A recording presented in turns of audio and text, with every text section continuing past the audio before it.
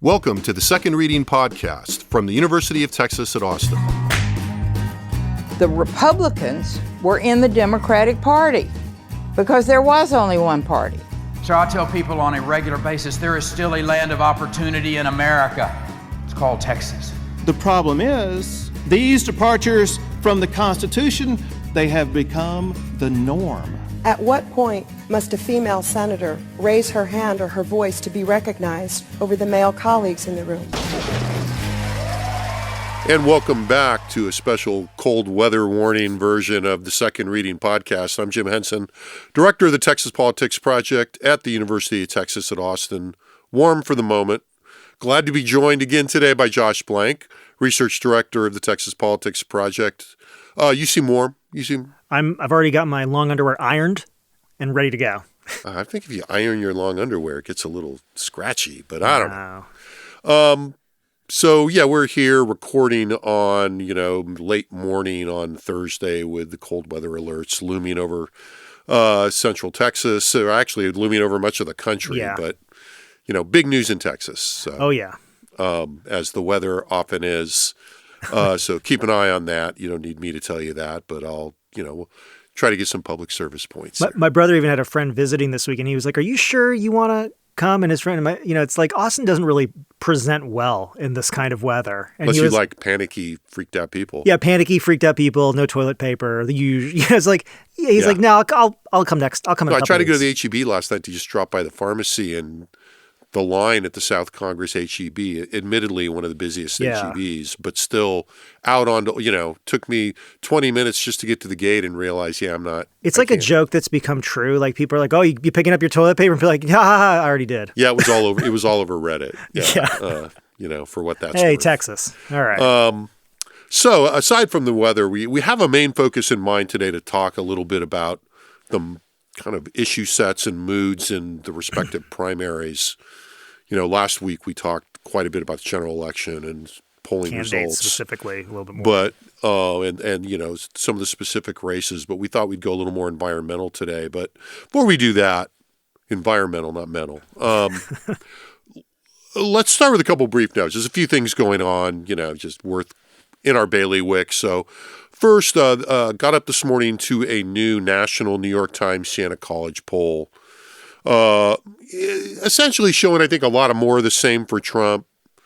Maybe the thing I noticed was kind of no help from the recent foreign policy focus, or, no real divergence there. Anything stick out to you in all that? Not really. I mean, I hate to be kind of a bummer. I mean, I think the thing that struck me when I saw the headline, sort of the notion that, he's basically sitting with about a third of the public happy with him has sort of been the shorthand kind of for my understanding of what the polling has generally been showing, which is, if you're going to say like across the wide range of issue areas that have been touched in the last couple of weeks, there's about a quarter to a third of the electorate who's going to be very happy with almost all of it. Yeah. And I think that's what that poll kind of picks up on a national level, but it's not new news. And then people say, well, then why even do it? But it's also like, but one of the things you're going to figure out here is like, is there a floor?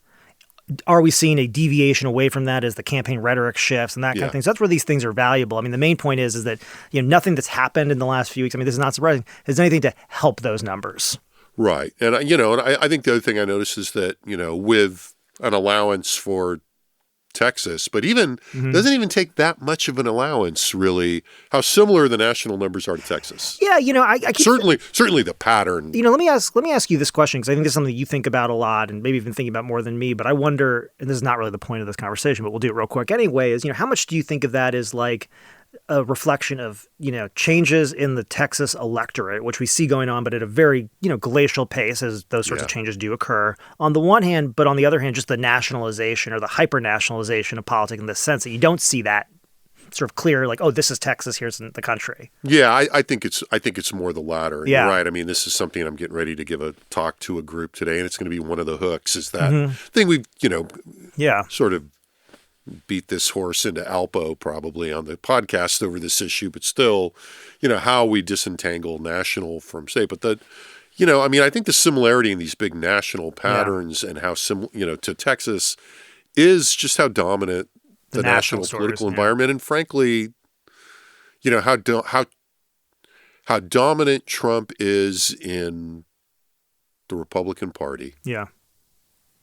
And the obverse, how large he looms over in Democratic thinking and the mindset of Democrats. And I just think that's crossing state lines. Yeah, I mean, I think we'll get into this actually pretty soon. We're going to get But I was going to say, I mean, when you say that, I mean, what I was sort of, the word that was coming to my head, which I don't mean it as a, in a negative way, but it's like the subservience of Republicans other than Trump to his narrative. Yeah. It's sort of just ever present in a way that is, it would be hard for you to have a sort of a state level kind of your own version of events and your own focus in most cases, except unless there's some sort of huge disaster or something. Well, and there's two pieces to that. There's, look, the power of Trump's presence and personality and, the way that he has occupied the field. But also, the fact that, the intermediate levels are interesting here. And as I'm thinking about, maybe this is one of the mechanisms that we're talking about. The fact that also so many state level, not even so many, virtually all state level Republicans in Texas are on board. And there's really very rarely any dissent among Texas political figures in terms of the cues that they are sending from Donald Trump, and so that reinforces the dynamic. And if you are creating distance and setting any sort of contrast between yourself and the president as a Republican, you're probably doing it in the process of like leaving office or so. Yeah, right. Like at this point, it's like part of your exit. Yeah, right. Exactly. I mean, you look at the people that have maybe kind of raised their heads over the hedge a little bit. Yeah, they're either not running for re-election. It's people like Michael McCall or Tillich, and even Marjorie McCall Taylor has not Greene, done it a lot. Right. The other thing I thought, worth touching on that, I think we both talked to, reporters on and off the record, and, it's something we rediscovered this morning that we've been talking about for a very long time. Yeah. And, one of the things that kind of caused some ripples in the political universe, and by ripples, I mean, just barely broke the surface, but is the release of a campaign poll by the Jasmine Crockett campaign. Right. That was in response to an Emerson College Next Star poll. The Emerson College Next Star poll, I think, came out in between last Friday. podcast. I think it was really, it was in between. It was late last week. Found Tallarico, I think, slightly ahead of Jasmine Crockett in a trial ballot. Right. And then the Crockett campaign then early this week released their own internal polling showing Crockett with, a 6 or 7 point lead, I think, something like that. I love this, by the way, because I think this is a great example that proves the point. Well, right. I mean, the proximity of the two things is why we're talking about it. So, go ahead. And I know this is a point you like to talk about. So we've both talked about it a bit. So go ahead. We'll do this relatively. It's just worth reiterating. Yeah. To your point, if you want to take like a little bit more of a longer look at this, we have a piece we wrote back in 2013, and I think it's been updated here or there about sort of the problem with trusting sort of the accounting that comes out of campaign polls. Yeah. And the short version of it is this, right? Any time that a campaign releases a poll, they only do it for strategic purposes. They only do it in a way to shift or, change the narrative or drive some other strategic consideration like fundraising. Yeah. And the thing to know about this is that, just real quick, look behind the curtain here. Nobody knows. We don't know. They don't know. Nobody knows what the electorate is exactly going to look like when the primary happens, right? And so that means is if you're a good campaign pollster, one of the things you're doing is you're creating a bunch of estimates, depending on whether, Hispanic turnout looks like it did in the last primary or the time before, whether it surges and vice versa, and all these little decisions you get to make. And this helps the campaigns make more strategic decisions about resource allocation, et cetera, et cetera, et cetera. Having said that, which of those estimates ends up getting released to the public in an effort to shape coverage is totally up to the campaign. Right. What decisions that were made that went into that, why that is getting released is never really, obviously going to be made transparent. But the one thing that you have to know as a consumer of this is that it is to shift the discussion. Right. So the fact that and this is a great example. And in a specific direction, right. Always to some degree or another in the interest of the campaign that releases the data. Find one internal campaign poll that has ever been released by a campaign where they say, well, we're down by more than 10. Never happens because they never would, right? And so this is sort of, it's notable that I'm not speaking, and I just want to say right now, I'm not standing up for the veracity of the Emerson poll or their methods or anything else. I think, primary polling is hard. So it's an estimate and there's some sense to it. I think there's some valid criticisms. There's some less valid criticisms. That's not what we're doing here today. Yeah. The main point is to note that, we see a poll come out, Tallarico's ahead. the campaign of his opponent comes out and says, no, wait, we have a poll too. And this is all just to say, I think everybody needs to like take that all with a grain of salt. What I take from all of it is to say, look, I think what you see here is this is a contest. I mean, I think going into it, there was some, potential suspicion that given Crockett's high name ID, high favorable name ID among Democrats, that maybe she was going to come in and just kind of run over some of the other candidates, including Representative Tallarico. And I think with the polling, even her polling to some extent shows it's not going to be that kind of race. It's going to be it's going to be tighter. It's going to be closer. It's going to be more of a contest. And if anything, this is, if all the things you would take from that, that's the thing that I would take from that. Yeah. And I we'll try to remember to link to the 2013 piece. I mean, I went back and reread that this morning, and it is very specific. So I think, per our earlier discussion about our production schedule, we are probably, the time is ripe for an update of that piece that we wrote now 13 years ago or 12 and a half years ago, which is amazing in and of itself. So, yeah, I mean, I agree with all of that. And I would even add to your caveats about the polling. I'm not even saying that the Crockett poll, there's a problem with it. No. I would just say two things that I, said to, one of our contacts at KXAN yesterday that, the problem is, or one of the issues here, in addition to this is an interested release of information no matter what, is that this campaign polling is held to a different standard of disclosure. Right. And so there's a lot about that poll that I would like to know that I don't know. And the campaigns historically have been under, have not felt compelled by, the norms of practice. Yeah. To release that information. There were no crosstabs for this poll. Yeah. You can't see the questionnaire. I don't know about question order. I don't like the underlying demographics. The underlying, even the underlying demographics weren't available. So again, I didn't look at that poll and say, oh, this has got to be wrong. Right. I mean, after all, it's, this is the period, as we've been saying, where we expect things to move a little in this race as people start spending more money. Tallarico just did another interview, long on a different topic, could almost be on the list. Long on theology, short on policy, I thought, frankly, with Ezra Klein for the New York Times. Now, is that going to move the needle in the universe? Not a lot, but it's, it's a good hit for him, part of what has been a very successful, savvy media strategy. Yeah. And then the other piece of this is, and it has to be saying that we had a funny exchange with the reporter I talked to yesterday. Part of the reason, this is something that's gone on. We wrote this piece almost 13 years ago. Could have written it 13 years before that. Right. But is the media appetite for this? Yeah. Right. And that media appetite, interestingly, I think, and this was actually in the 2013 piece, I was thinking about it yesterday. I mentioned it yesterday to talking to the reporter thinking, oh, yeah, this is part of it. But, something we thought about 12 years ago. But be that as it may. It's a good idea. But the disaggregated media environment has made that even, more prevalent. In other words, the difficulty of establishing, look, I think in some world that will never exist and probably shouldn't, we would like to say, hey, the new norm is, reporters don't pay attention to campaign polling. And then, the value, that campaign polling reverts to having mainly internal value rather than having these secondary external benefits where if you get in trouble and you're doing polling, you have a pollster on retainer, you can go, hey, let's whip something up to. Yeah. And that is that, the combination of, the newsletter, intense political, vertical,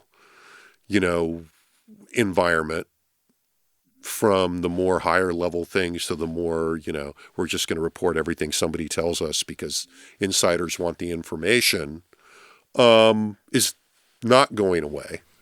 And has gotten more pronounced since we wrote that 12 years ago. And so, that's the other piece of this is media appetite. And then it falls on media to contextualize those polls. And, I think once you put a poll like that in a headline, having, a quote from somebody or a little, a sentence added by an editor, in the 8th graph going, oh, and by the way, campaigns released, blah, blah, blah, blah. It doesn't really change what's negative about this. And a little bit of a side angle to what you're saying, I had a conversation over at KUT earlier this week about earned media. And one of the things, and earned media is essentially, non-paid for you. Now, you paid for which intersects this pretty clearly. Yeah, I think it does too. And it's funny, I was actually thinking about it from a slightly, I totally agree with everything you said about sort of the appetite for, very intense sort of, newsletters and for the people who are focused. But even beyond that, I think, one of the other things about sort of the social media, about the fractured media environment is the fact that, it's not necessarily the case that if you get something, on the major networks, like everybody that you want to pay attention is ever going to see it. Yeah. And so one of the things that this also does is, I feel like I'm in this world now too, strangely enough, although it's educational. It's like you're in this constant hamster wheel of content creation, right? But the thing is that when the campaign goes and releases that internal poll, they're releasing it to the various, traditional outlets, everything else, because, older people still watch the evening news and, they look at the papers and all that stuff. Shows. Yeah, and people who really follow this stuff do.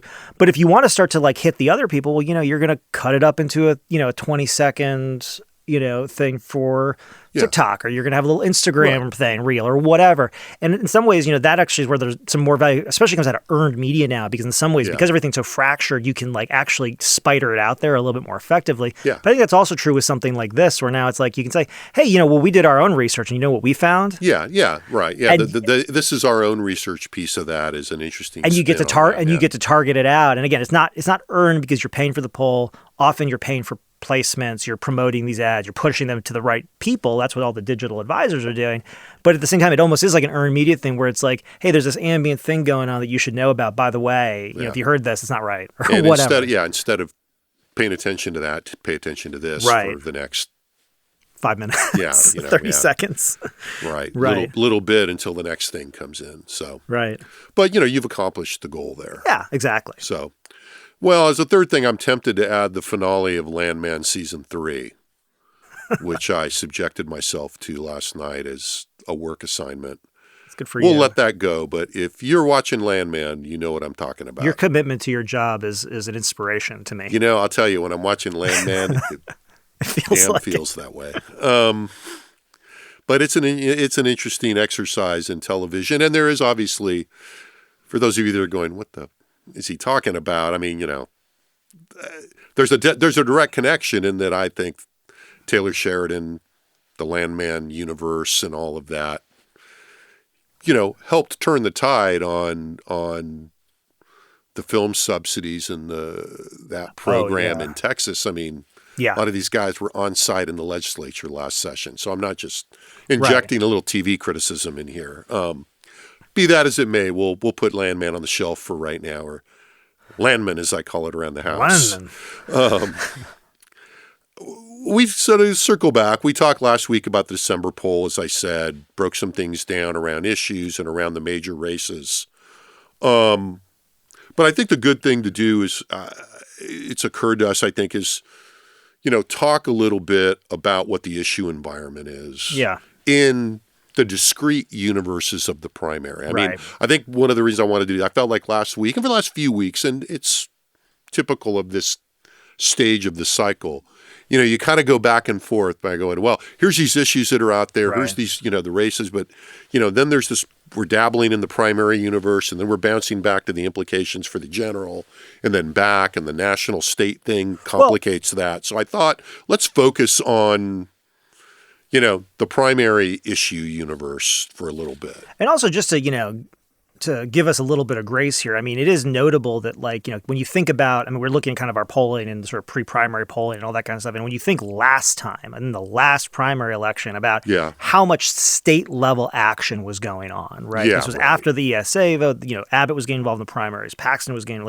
everybody was involved in really unique ways that made the state issues, I want to say more prominent, but they were very prominent, Yeah. I think what we kind of, just sort of refresh our memory of that, we kind of came out with is that but that manifested last time in a very interesting way, and I'm kind of trying to figure out how that's at work here. It's clearly at work less so, but there's the things going on in terms of the ESAs were a lot of and how the failure of ESAs in the 23 session and the intense fights over that, Governor Abbott's investment, drove a lot of that intervention, even though that issue was not super salient or prominent in the campaign ads. A point we've made in here a lot. Right. So let's talk about where we are now. So let's start with Republicans. So, let's start at a specific place. As everybody knows, we ask these most important problem for Texas and the country.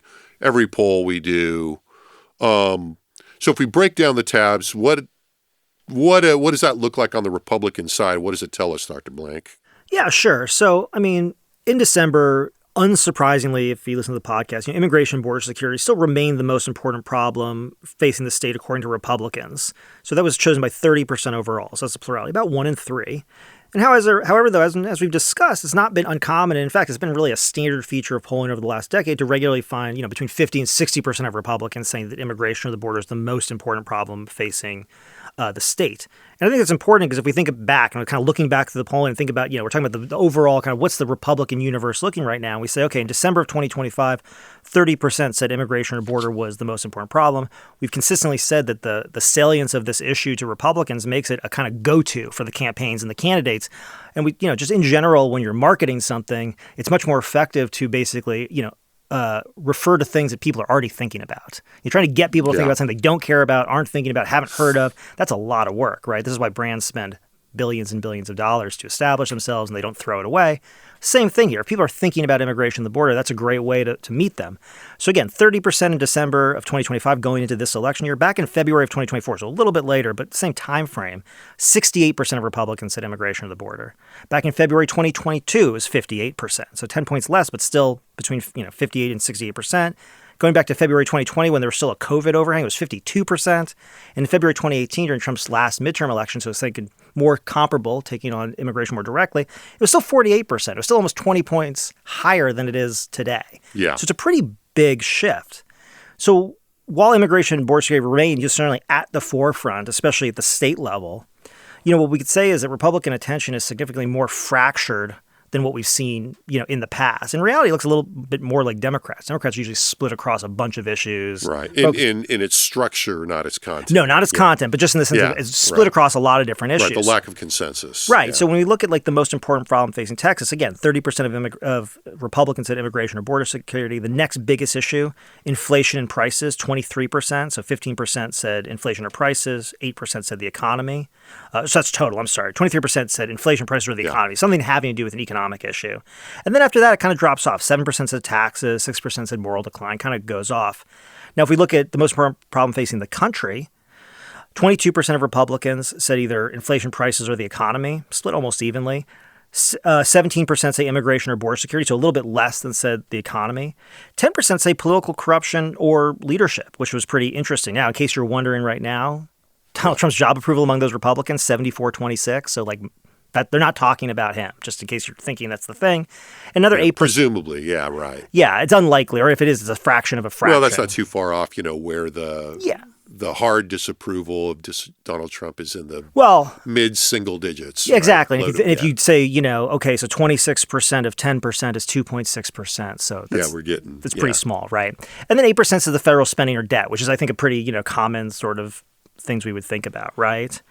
And so, overall, I think the first thing to say is that immigration and the border is still, this primary issue among Republicans, but its salience has receded pretty dramatically to the extent it's been, replaced. It hasn't been replaced by anything entirely because it still sits there, but concerned about the economy, prices, all these things that we've been talking about, that honestly everybody is talking about, are evident there among Republicans, right? Yeah, I mean, I think in the common dynamic that we talk about in here all the time, one of the interesting things here is, teasing out this is such an abstract way of thinking about this, but I'll say it anyway. The kind of unmediated, people look at something, they have this experience or they have this cognitive set of dispositions and opinions, and they kind of go, yeah, this concerns me. Yeah. And then there's all the things we're always talking about, the messaging they're getting that is the kind of coefficient or sort of activates or, suppresses that given partisan filtering. Right. And, you look at that most important problem in the U.S. and you look at immigration and border security, and the concern over immigration, I'd have to go back and look, is still double digits in the kind of thing that moves the needle in these MIP at 13%. But the border security is down to 4%. Right. And so, as we've said in here before, I think part of this is there was a period when we combined immigration and border security pretty reflexively. Mm-hmm. And we've talked about this, I don't want to go on, but now you see a difference, and I think, you have to kind of keep that in mind as we look at this, some of the things we talked about last week, the national focus on immigration enforcement and the polarized responses to that. And the challenge here, I think, that we're finding, but we're starting to see how it's playing out. Now, I think if we were to go and, let's say right now, just do an open, let's say we, had a poll of just primary voters. If we could do that, if we could do such a thing and be certain, these are a good representative sample of the primary universe, right? And if we went to Republican primary voters and gave them an open-ended question and say, hey, what do you want to hear your state legislative candidate talking about? What do you want to hear? Like, I guarantee you, probably at least 30%, and probably more, would say something about immigration and the border, just knowing what we've seen in open-ended items, across the lifetime of this poll. And despite this, now the challenge for Republicans, and I think you're starting to see this play out, you were bringing this up this morning on the ride in, is okay, well, border crossings are down. Yeah. Okay, 1. 2, enforcement is way, way up, right? Very visibly so. And any sort of, border concern at this point can't really be attached to the federal government's handling of the issue because that's Donald Trump's handling of the issue. So then where do you go to raise the specter of this issue? And I've been having various conversations with reporters, but this is where things like Sharia law come up all of a sudden, right? I think you brought up, an ad that I want to convey because I didn't see it, Right. That pretty directly takes aim at sort of the large non-white population. Yeah, it was a state Senate, Republican state Senate candidate challenged. We don't have to be coy about this. No, Charles Schwartner ad basically saying, making sure that the viewers knew that he was taking up the mantle of, defending Texas from the imposition of Sharia law, essentially. Right, and this is being talked about, I think, fairly frequently. I got a couple reporter requests to sort of talk about this a couple of weeks ago, even just sort of this kind of uptick in this. And it's sort of an interesting thing because my response, I think is sort of, telling in some ways, which was they were saying, the question was essentially, would Muslim-leaning Republicans, or Muslim Republicans rather, Republican-leaning Muslims, there we go, that's better, would they react negatively to this? And I said, well, look, maybe, but the other thing is if you look at the demographics, Muslims make up, less than probably like 1% to 3% of Texans max. So we're not talking about a huge population. That's not to say it doesn't matter, but the point is more so the threat of Sharia law remains pretty low here for all kinds of reasons, right? But part of it is this is a way to enter, this sort of space without being critical of the current administration, acknowledging that there's a problem, but still talking about it, right? And we've seen this before, but this is sort of the way that this is kind of being entered in a comfortable way. And part of this is the fact that if you go and start looking around at sort of the active campaigns on the Republican side, you start looking at their websites and saying, what is in the place of prominence on these websites? And for the most part, the place of prominence on these websites is some nod to the president. Yeah. Right? It's a picture with the president. It's anything they can do that shows them supporting the president and his agenda. Well, that sure looks like a nail for me to hit with my hammer. Well, please do. Which is just, that's such an... To me, that is a great illustration of this sorting out, the state level bubbling up from Texas more or less organically and picking things in that field that are reinforced by the national environment. Right. Obviously people have made an issue of this in regions of the Texas. We don't have to go into the details right now. So, well, and they want to get on that, right? Trump remains wildly popular with Texas Republicans. I think that's sort of, one of the things that just has to be acknowledged here is that when we look at sort of the top elected statewide Republican officials, Trump's approval among all Republicans is 82%. Amongst conservatives, it's about the same. Amongst the extremely conservative, it's 88%. And amongst the most committed Republicans, people say they're strong Republicans, it's 95%. And Abbott's not far off, but he's about 4 to 5 points lower than him on all those things. Patrick, Paxton, Cornyn, way below that. Cruz is sort of a little bit maybe in the middle, but closer to the other guys. And so, ultimately he hangs over all this stuff. But then we also know from the polling that, especially among Republicans, his top issue is immigration and border security. And his sort of, much more middling issues are the things we've been talking about. Inflation, healthcare, the economy. Yeah. And again, I don't want to, I mean, I think it's almost important. It's not even a caveat. It's just to make sure that, we don't fall too far into our own rabbit hole here. Yeah. I mean, the reason his highest rating on border security, his rating is highest on border security, is because they have decisively addressed the problem. Yeah, exactly. And you can say, as we've said on here before, the Biden administration was pivoting before this, which is true and all that. But there's, absolutely no doubt about the fact that, it's one of the really kind of one of the few areas in which, Donald Trump and incumbent Republicans can point to, and without really much pushback on the narrow thing itself, say, this is addressed. Right. Right. Right. So when people say, hey, do you approve of what he's done on border security? I'd be pretty surprised, not just because of the salience, but also because of the policy results. Right. I mean, it goes that it's at the top. I mean, just to be a little bit, it's not even being fair, just to flesh that out. We had this result from the same poll that we talked about last week, and I'll just flag it one more time, which was we asked about whether the, sort of federal immigration enforcement has, gone too far, been just right, not gone far enough. And this was before the Minnesota protests and a response to that. I want to be clear about that. But overall, the vast majority of Republicans said it's not gone far enough or it's been just right. Like that's most Republican voters in the state. So if you put that all together, on the one hand, this is an issue we'd expect to be hearing about a lot. We expect to see people tying themselves to the president because, I mean, we've talked about this before. Part of the, even at the state level, and this is sort of the state national thing, part of this is just like, hey, the argument would be, we can't go back. We're addressing this now, but, if there's a change in course, we might not be. Right. However, there's a challenge to that. I mean, and look, again, within the logic of the Republican primary, all of this, if you talked about the demographics watching, who are watching, say, what, broadly speaking, broadcast news, right? The local news shows, et cetera. The ad buys on that and what we're seeing. So I was, checking the weather this morning and I had the local Fox affiliate on, Fox 7. And, this is where I saw the Schwartner ad. And you're seeing a lot of the ads. And a lot of what we're talking about, is appearing in there. I mean, but the Trump factor is huge. I mean, there was a ad I saw this morning for, and I don't know how big their buy has been for Senator May's Middleton contest in one of the Attorney General race, seemingly led by Chip, where the front runner seems to be Chip Roy based on both our favorability ratings, some of the early trial ballots. But, the attack on, the first part of the ad is an attack on Chip Roy and,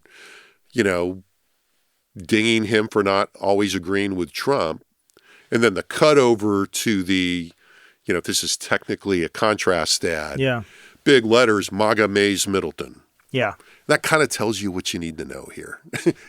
Or tells you something about the way that some of what we're talking about here is resonating in terms of the Trump impact and the way that Trump himself, allegiance to Trump is an issue in and of itself. Yeah, I think one of the things that sort of ties these together, even from the beginning, is in that New York Times Sienna poll, one of the really great graphics they produced was sort of the way that the coalition has sort of reset. There's a lot of movement in the 2024 presidential election, and sort of the question is, was this? Sort of people were saying, is this a realignment? How durable is it? We talked about how durable this is, and at least in their polling, what they basically showed is I thought it was a very nice graphic to do. It was essentially the snapback, kind of to where things were before. Yeah. Now, a lot of that focus is really sort of on the Democrats, but if we just, flip it for a second, think about it, in some ways, the other way to look at this is, you come into this election cycle, and especially this Republican primary, and I think the question would be, so is the Republican primary electorate significantly different from what we've seen in the past? Has it expanded dramatically? Is it likely to expand dramatically and look very different than what we've seen in such a way that would impact the issue environment on the ground here? And it seems like the answer is probably not, Yeah, I mean, look, the issue of expanding the electorate is a general election play. Right. Yeah. Right. Yeah. And so we will see, it's this, it's an old question about the ability to pivot and, but I think the point that the composition of the assumptions about the composition of the electorate. Yeah. And I just, it just occurred to me and, an aside, but I was joking about I injected the weather in the intro, but actually there are going to be a lot more people watching local news and local weather in the next week. Right. And so, these ad buys are actually going to wind up with bigger audiences. Now, I do want to say, I don't think that Republicans are ignoring the economy or the affordability issue. But what you're seeing, I think, at the state level is a real focus, again, on attacking the property tax system writ large in various ways, whether it's the appraisal process, whether it's, property owners' rights, whether it's, whatever. Just the usual. Just reminding people how big their tax bills are. Yeah, which, again, it's like, it's just problem. Something, Yeah, it's something. All right. So how about the Democrats? What does the data tell us about where the Democrats are issue-wise? We've already kind of had a teaser in terms of the traditional spread among Democrats, although even that looks a little different now. Yeah, I mean, the Democrats are a lot more, congealed in some ways in their focus than they usually are. I mean, usually the Democratic focus is really all over the place. And here you can say it's really like two issues. I mean, okay. So overall, 30% of Democrats say that political corruption or leadership is the number one issue facing the state. 26% say it's the number one issue facing the country. Those are both pluralities. So to the extent you hear Democrats talking about Donald Trump, talking about Greg Abbott, that is, a big part of the Democratic electorate right now.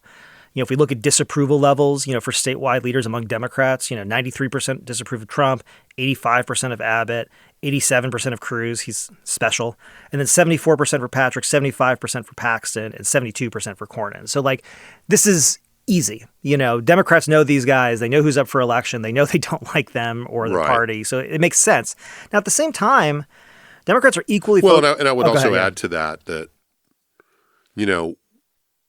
with Paxton just in play, the kind of corruption leadership piece gets a little bit of a shot in the arm. Yeah, for sure. Yeah, I think that's right. And I think amplified by the Trump thing. Yeah, and it is important to note also in all of this I'm not trying to pivot, but for why Democrats are happy to be here is because 63% of independents in Texas in September had disapproved of the job Trump is doing, right? And a plurality, almost a majority disapproved of the leadership of statewide leaders, which in and of themselves not problematic but necessary for Democrats. Now, at the same time, the Democratic voters are equally focused on the economy and inflation. So 32% say it's the number one issue facing the U.S., 22% say the same thing about the state. And I think if you look at the website of most of the visible Democratic candidates, affordability is at or near the top of most of them. I mean, the real question is some sense of where is the criticism of Trump and Abbott go relative to affordability? And I think that's part of them. And really right there, I mean, you're seeing a lot of the questions on the Democratic side in terms of how much are you leaning into sort of the fighting approach and being, sort of the pushback, the tip of the spear, whatever, versus sort of I would say in some ways trying to mobilize a certain amount of public discontent with the economy in a more, traditional way, right? Yeah. And the obvious play is you attempt to tie those things together. But as we've said in here, the formula for that is a little more complicated than it looks. I think. Now, I think it's not it's not as complicated in the primary, although it's still there. As we compare these two, and I don't want to move on entirely from the Democrats yet, but as we compare this two, we do see something fairly consistent, right? Which is, Trump and Republican leadership and partisanship most epitomized by Trump, driving, big drivers in both of these primaries, right? And obviously in opposite ways or whatever. Yeah. The economy also very front and center, competing with immigration on the Republican side. But I'm curious if you make much of, the different emphasis on economic issues that we saw in the concerns between the two parties. Because it's interesting. I mean, the extent is different. Yeah. And that the concern is, as we were saying last week, both, partisans in both parties are pretty concerned about the economy. So we made a big deal out of health care. It's a good example. Right. It's a little too exceptional because it's the highest. Yeah. But, 83% of Democrats very concerned about the cost of health care, but also 56% of Republicans. Yeah. Now, that gap is present, 25, 30 point gap in the level of intense concern, with Democrats more concerned than Republicans. But I don't know if I can make very much of the order.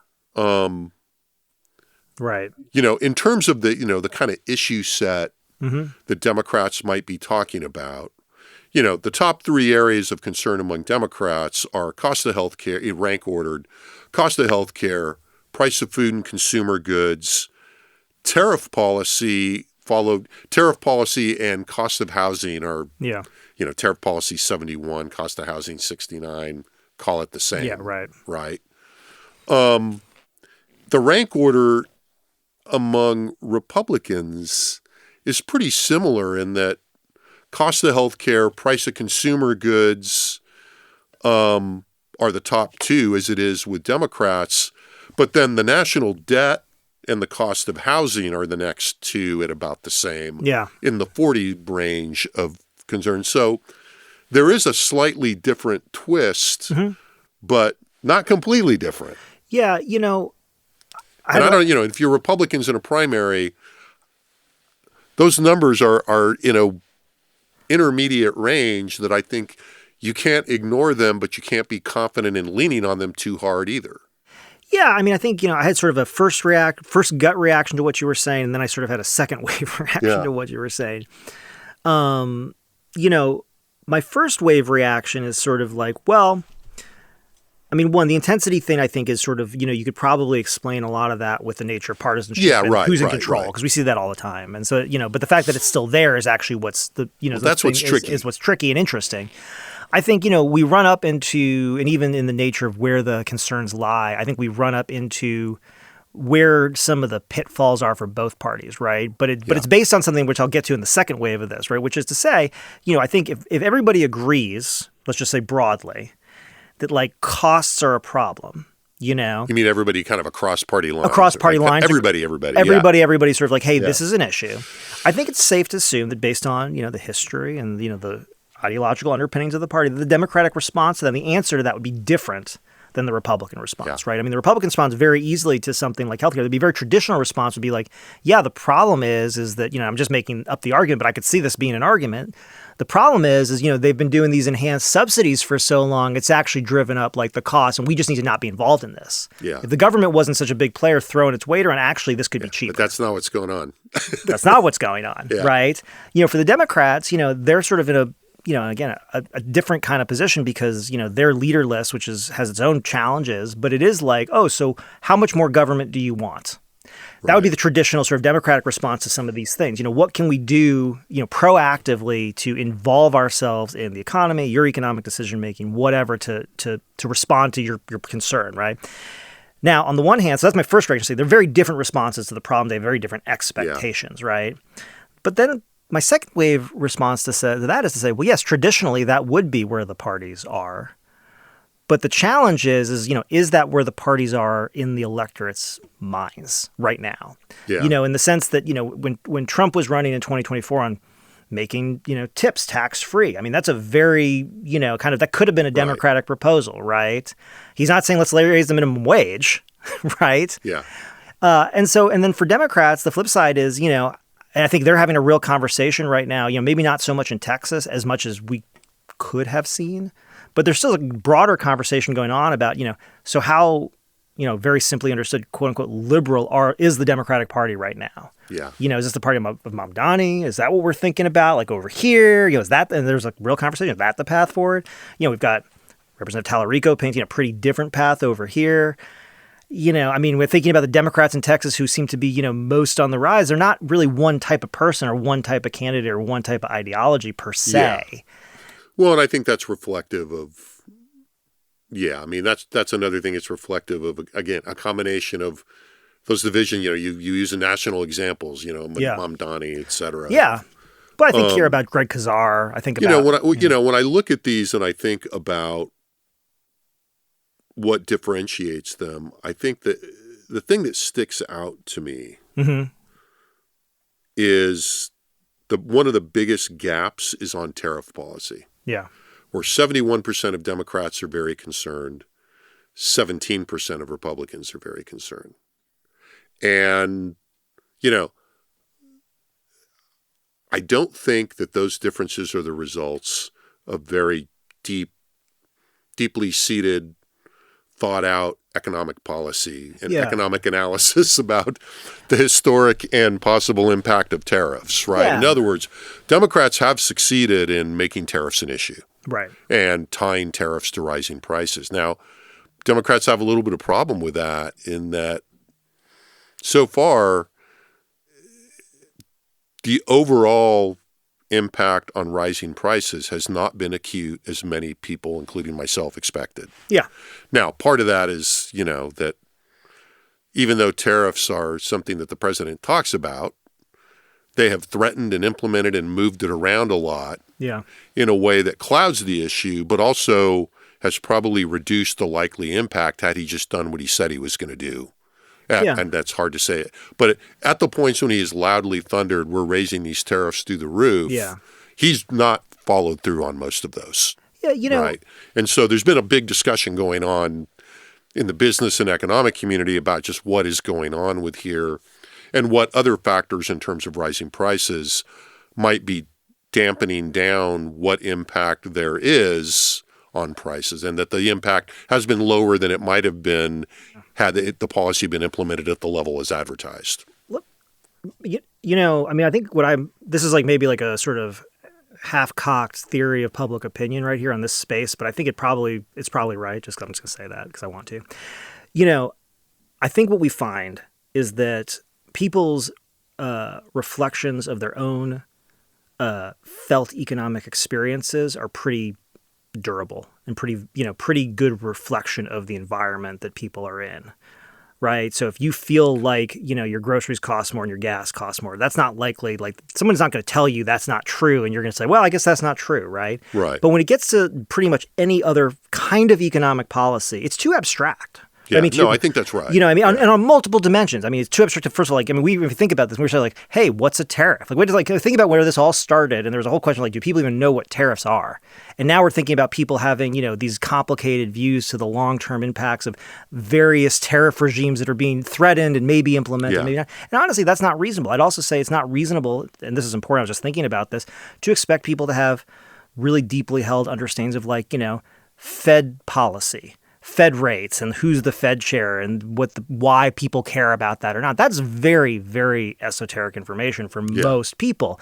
And that's why I think those sorts of attitudes are much more likely to be influenced by the partisan signals, right? Because absent knowing anything else, right? I'm just saying it a different way. Absent knowing anything else, if Trump says tariffs are good and you don't really understand what tariffs are, but all the Democrats are saying tariffs are bad and you don't really understand what tariffs are, that's pretty much kind of conditioned most of what you think about. And I think it's the same thing with some of this other stuff. But that's why I would caution people, and we were talking about this. I think Natalie Jackson is a really well-known pollster who writes a Substack, was kind of sort of pointing out the fact that to pollsters, during the Trump era and the first time and again, voters can't be expected to be paying attention to every single thing that happens every week, certainly the breadth of it, let alone the depth of it.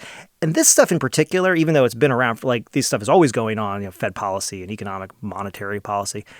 We teach a government class. This is deep, tough stuff to explain to college-educated students. Most people are not paying attention to this. So if Trump says the Fed chair is corrupt and I need him changed, that's going to be the main signal that people are receiving. But you don't want to forget about the actual felt experience is probably the bigger driver for most people. Well, and that's the thing about the tariff policy issue, I think, is that we've seen, I think, over time, the Republican attitudes about tariff policy fall more in line with the Trump position from when we first started asking, I don't know, a year.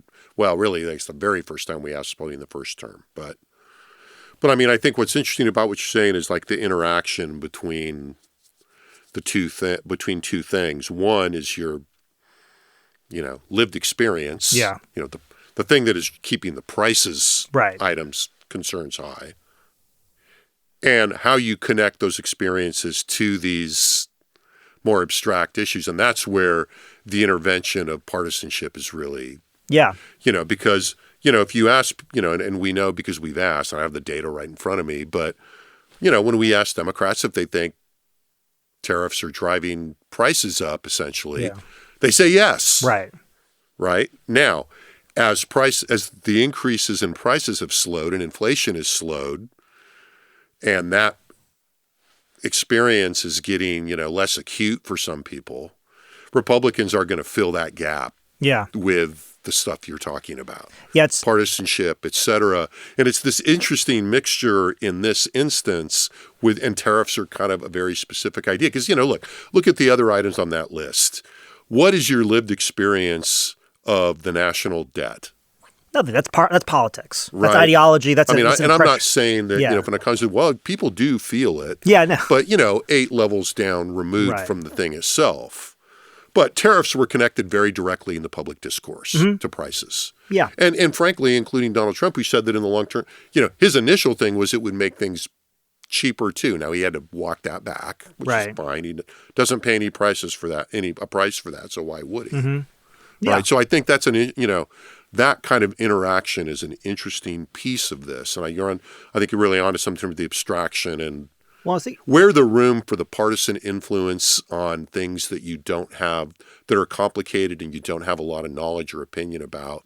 What are the conditions that affect the aperture of that opening? Put it that, the aperture. Well, I like how, and this is not really useful. I was just adding this and just sort of move on. But it's like, it's sort of when when prices were going up under Biden and Republicans were saying it was Biden's fault, and you had all these sort of Democratic leads saying, no, there's global supply chains and there's all these things and then, all these different factors. It's really much more complicated than that. It's not one person. Yeah. And then you flip the partisanship and then it's that person, it's that policy. Right. That's what it is. And again, all you have to do is look at our assessment of the national economy and draw lines at presidential elections and watch them cross over. Right, exactly. At the most general level. Right. So, okay, I think we got something out of this. Yeah. Here. In terms of, you're going to, some more of the mechanisms for why you're going to expect to hear more about the economy in one primary than the other. Yeah. Even though they're all levels of concern, and certainly how you hear about it is going to be different. So, right. I think with that, thanks for coming in. Yeah, for sure. Stay warm. I'll try.